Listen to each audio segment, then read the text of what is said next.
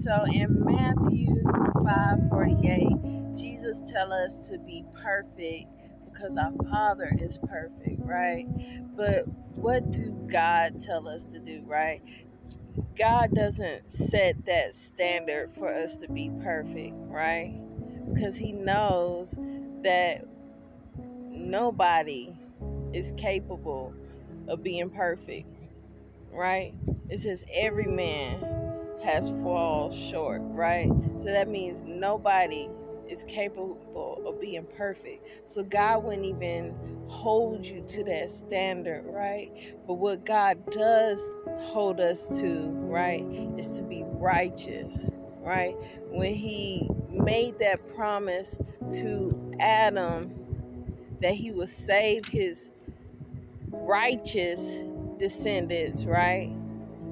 He didn't say, in 5,500 years, I'm going to come back and save you and your perfect descendants. He said righteous. And righteous means to have the state of being morally and justifiable, right? Being morally correct and justifiable, right? And what does moral means, right? It means to have good character, right? To do what is right, right? So if you see something that's being done that you know is not right, God says, as a righteous person, you would stand up for those people that can't stand up for themselves, right? Because if you really think about it, none of his prophets were perfect. Abraham pimped his wife out twice, right? To save his life, right? David had a man killed because he was sleeping with his wife, right? So none of his prophets was perfect. But when it came down to it, they did what was right. Joseph, his brothers sold him out. They tried to kill him.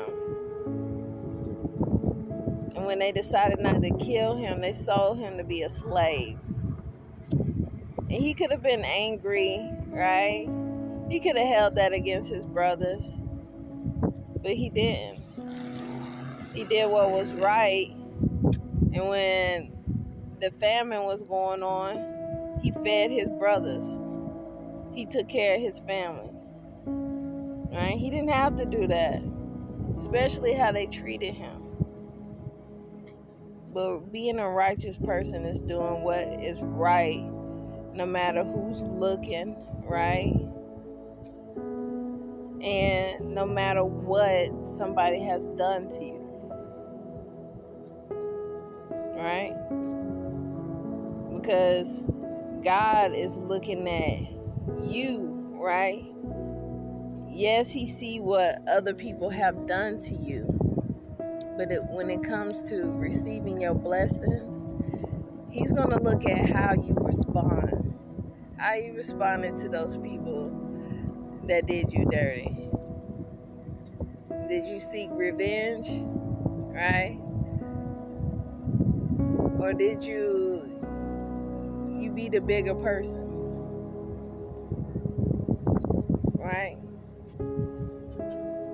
When you saw somebody in danger and in pain, did you stop to try to help them? Or did you just keep driving by or just sit by and just record it? Right? When somebody asked you for help and you had the means to help, did you stop and help them? Or did you just be mean and rude and keep on walking, knowing that you was in a position to help that person? This is what God is asking us to do when He asks us to be righteous people, okay? And if you go to Proverbs 21:3, it says to do what is right and just is more acceptable to the Lord than sacrifice. So God said he would rather you be out here being a good person than you sacrificing to him, right? Because Cain sacrificed to God, but he was ugly on the inside. So God is like, those sacrifices mean nothing if you ugly on the inside. He would rather you be a good person than be ugly and try to, sacrifice to him. Right? He said that'll get you closer to him than, making sacrifices. So I encourage everyone today to, do one good thing for somebody, right? We are always looking for somebody to do good for us, but, sometimes the world needs for you to do something good as well, right? There's somebody out there that needs you, right?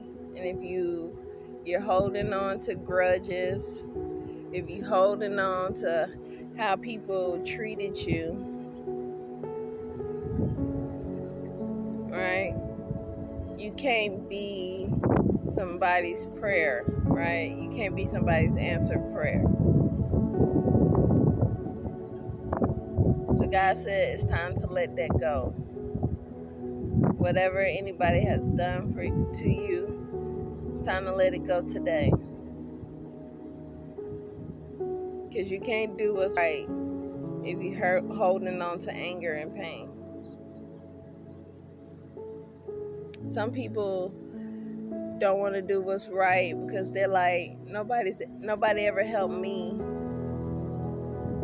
Why should I help somebody else when nobody ever helped me? And sometimes God allows us to go through things so that we can understand. We can have understanding. He's an understanding God. I say that all the time. He allows us to go through things so we can understand other people. So if he allowed you to be homeless, it's because he wanted you to understand the other homeless people. So when he bring you out, you can be able to help them.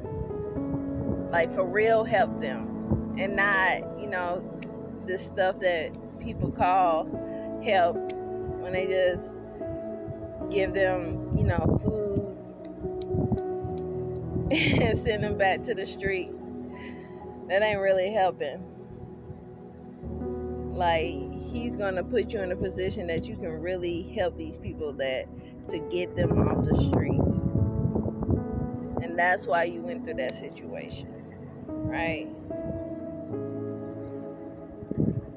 God is about to put you in a position that, you can stop the bad things that's happening. You can actually do what is right for the world. But you got to let go of the things that people did to you, of how they treated you, how they stabbed you in the back, how they try to sabotage you and hold you back.